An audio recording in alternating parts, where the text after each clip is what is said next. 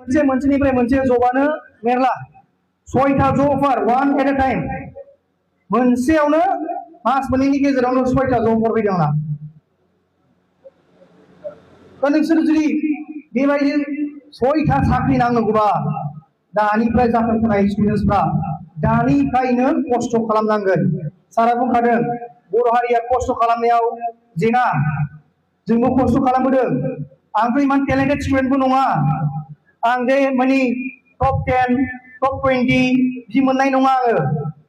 आंबो गामि गोथौ भुटान बर्डार खाथियाव जोनोम जानानै ओमफ्राय स्कुल गोबां फरायबाय स्कुलावबो नारा नाथा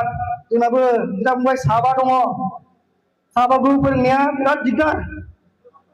आरो बिनि अनगायैबो माने बिमायाबो एबिसिडिबो रोङा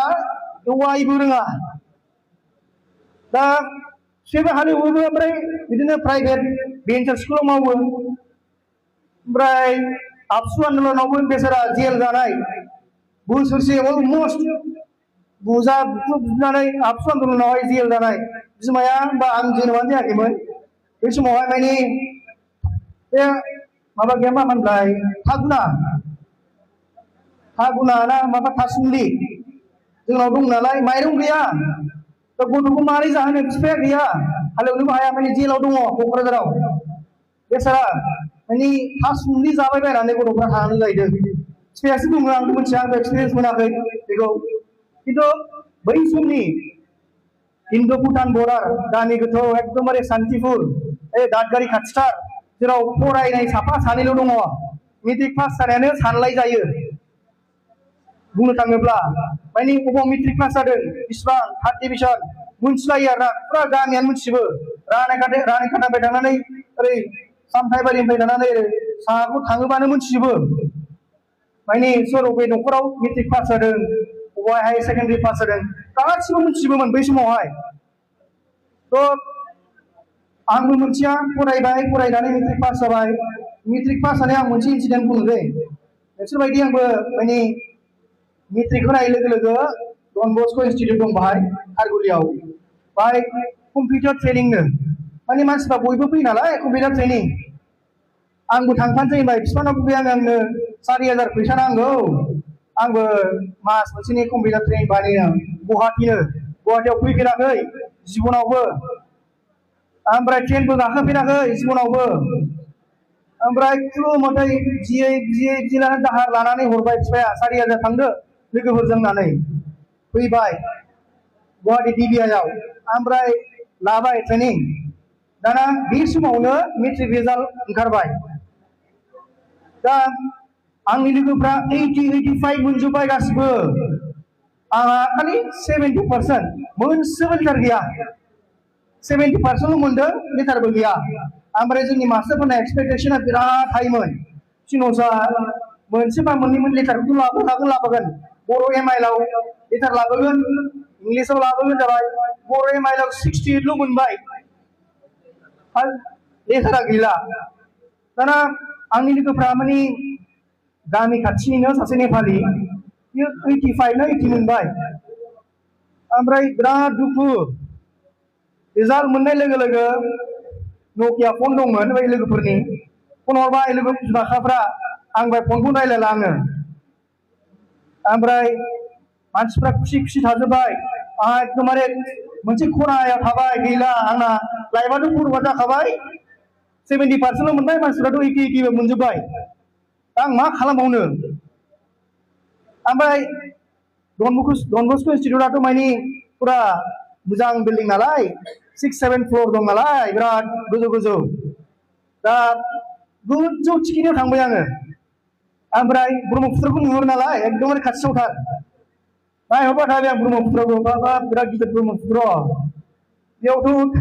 बारसोमबायबाथ' थैनाय नङालै आंबो मानोना सानस्रिनोबो गोरों नालाय बारजोंबो थैनाय नङा नामल' जागोन उमुगा बारसोमदोंमोन होननानै मेट्रिकआवहाय मोजां मार्क्स मोनैनि थाखाय पार्सेन्टेज मोनैनि थाखाय बारसोमदों होननानै नामल' जागोन सानबाय आङो बारसोमनोसै नामा सानबाय आरो ओमफ्राय बारसोमबाबोथ' गामिनिफ्राय फैनाय नालाय दैया सानस्रिनो हाखायो फैनायबो नङा सानस्रिनानै फैफिनो आरामसे ओमफ्राय आं बे स्टेप्सखौ लायासै दे जाबाय जोब्बाय आं माने बे आंनि लास्ट नङा आरो फरायबावनांगौ दङ आङो बेनो मोनसे आंनि ग्रेटेस्ट लेसन हिसाबै माने जोंनि मोनसे एग्जाम्पल हिसाबै आङो आंनि गोसोआव लाबाय आरोना जाहाथे आङो बेखौ इयुनावहाय बेबायदि मिस्टेक खालामा बा बेबायदि खालामा बेनिखायनो आङो सिरि थानानै डन बस्क' इन्स्टिटिउटनिफ्राय थांबाय न'आव थांबाय आङो दाना एडमिसन दावराव एडमिसन होनो कटनावथ' मोनखाया 70% जोंनि टाइमाव कटनाव मोनखाया लिस्टआवबो फैया वेटिं लिस्टआव फैनाय नङा आं जेनेरेल डिग्री फरायलांनाय जाबाय आरोना आङो प्रफेसनेल कर्सआव थांसै माने आंनि बिदायाबो फरायखानाय नालाय बेबो इन्जिनियारिं फरायखानायमोन नालाय दा बे बुंबाय क्लास 10 निफ्रायनो डिप्ल'मायाव हाबदो इन्जिनियारिंआवहाय साख्रि मोननायनि चान्सआ हाई होनना बुंबाय नालाय माने ITI डिप्ल'मा फरायबाथाय माने बिदिनो इलेक्ट्रिशियान फिटार वेल्डार माबा माबि जायो नालाय डाइरेक्ट साख्रि मोनखागोनलै होननानै थ्रोब CIT क'क्राझाराव ओमफ्राय हाबबाय फरायबाय बिराद गोरा मोनबाय फार्स्टआव मैथमेटिक्स साइन्स इंजीनियरिंग मैथमेटिक्स माबा माबि दङ फिजिक्स दं केमिस्ट्रि दङ एकदम बिराद गोरा मोनबाय फार्स्टआवहाय बर' मिडियामनिफ्राय फैनायाथ' बिराद गोरा मोनखायो बिगिनिंआवहाय मानो होनबा लेंगुवेज सोलोंनांगोन नोंसोरो लेंगुवेजखौ बुजिनांगोन खिन्थु फर्स्ट इयारावल' नोंसोरो बे खस्थ'खौ मोनगोन बेनि उनाव नोंसोरो सेकेन्ड इयाराव लासै लासैनो इउज टु जालांगोन बे एक्सपिरियेन्सखौ बुंदों दे नोंसोरो मोजाङै लेंगुवेजखौ फोरों दानिफ्रायनो फराय इंलिश लैंग्वेज को मानबा language can reach you anywhere even if you are not talented नों talented नङाबो जुदि नोङो मोजाङै बुंनो रोङोब्ला मोजाङै कमिउनिकेशन खालामनो रोङोब्ला नोंनि हाफ अफ द खामानियानो जोबगोन नोंनि हाफ अफ द खामानि इज डान माने 50% नि खामानियानो साक्सेस जागोन जुदि नों लैंग्वेजखौ मोजां रोङोब्ला दानिफ्रायनो थ' नोंसोरो दा क्लास 10 पास जानाय लोगो लोगो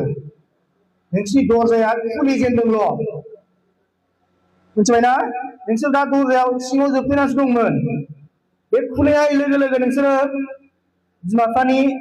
गोजानाव थांगोन गोदान गोदान लोगो मोनगोन गोदान गोदान सिटियाव फैगोन गोदान गोदान स्कुलाव फरायनो फैगोन नोंसिनि माइन्डआ बिराद टेन्डार माने बिराद गोरलै नोंसोरखौ थगायनो बिराद गोरलै नोंसोरखौ माबानो बिदिनो ड्राग्स बिदिनो माबा माबि इनफ्लुएन्सआव थांनो बिराद गोरलै बे जुदि स्टेजखौ नोंसोरो जुदि मोजाङै फरायनानै खस्थ' खालामनानै जुदि पास जायाबा नोंसिनि फिउचाराव प्रब्लेम दङ प्रब्लेम जागोन इयुनावहाय बे 11 12 क्लास 10 आ जेबो नङा क्लास 10 आव जुदि नोङो मोजां मार्क्स मोनाखैबाबो जेबो नङा एटलिस्ट 60-65% मोनोब्ला इनाफ बे इनाफ किन्तु क्लास 11 12 आव जुदि नों मोजां फरायाबाथाय that will define your next journey next future नों मा कोर्स फरायगोन नों मा ब्रान्च थांगोन मा एरिया लागोन क्लास 12 नि उनावसो गासिबो क्लियार जाजोबगोन बिनि अनगायै दा नोङो क्लास 10 नि उनाव जेबो बुंनो हाया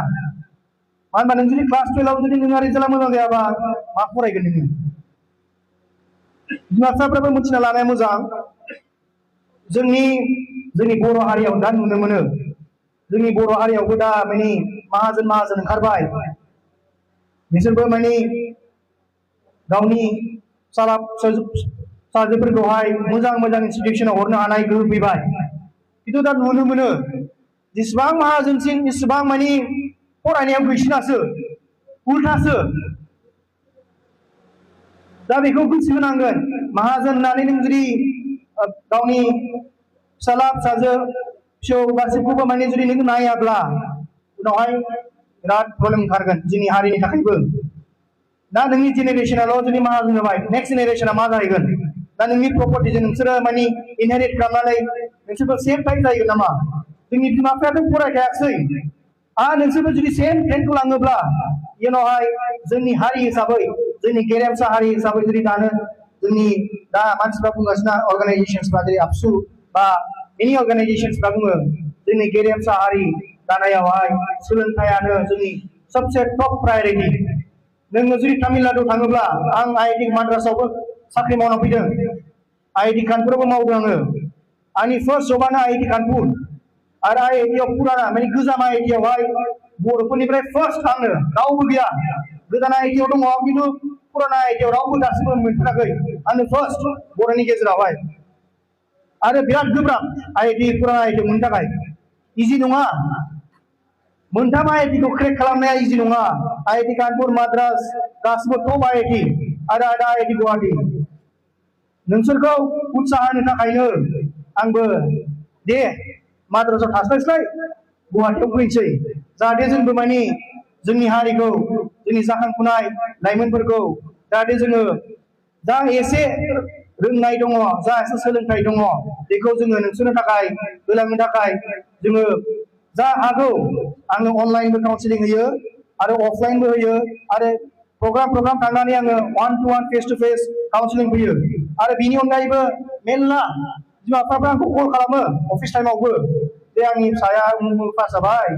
साइन्सआव बिदि मोनदों केमिस्ट्रियाव बिदि मोनदों फिजिक्सआव बिदि मोनदों मा फरायबा मोजां जागोन मेल्ला एडभाइस होबाय आङो 100+ दासिमावबो आंनि अफिसा जेब्लायबो अपेन आईआईटी गुवाहाटीयाव सोरबा बर'आव जुदि थांदोंब्ला स्टुडेन्ट फैयोब्ला फार्स्ट आंनि अफिस फैग्रो सोरबा जुदि बर' गोदान एडमिशन मोनदोंब्ला आं डाइरेक्ट लिंहरखायो आंनि अफिसाव फै होननानै डाइरेक्ट 1-to-1 रायलायो माबा मोनसे प्रब्लेम जायोबाथाय आईआईटी गुवाहाटीयाव आरो बुंनो थाङोबा आईआईटी गुवाहाटीयावहाय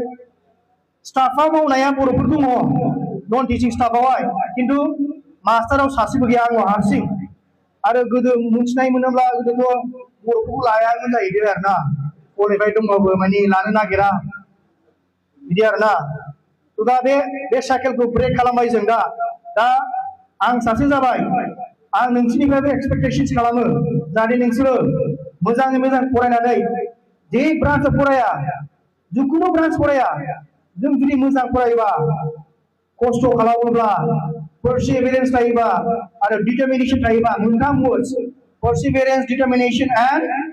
हार्ड वर्क बे मोनथाम जिनिसखौ नोंसोरो जुदि नोंनि डिसिप्लिन कालचार बेजों लांफानानै नों जुदि मोजां फरायोबा आं नोंसोरखौ 100% गेरेन्टि होयो नोंसोर साक्सेस जागोन लाइफआव आरो जों दा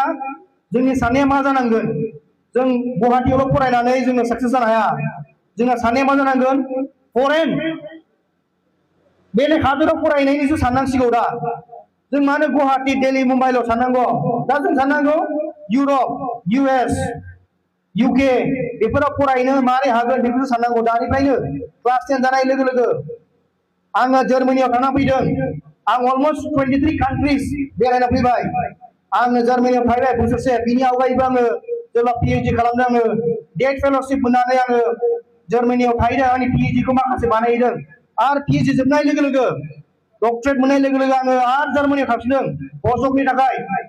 ओमफ्राय ओजोंनिफ्रायनो गासिबो इन्टारभिउखौ साख्रिनि इन्टारभिउखौ अनलाइन होजोबदों आङो आईआईटी दिल्ली बम्बे दिल्ली माद्रास गासिबो फैजोबदों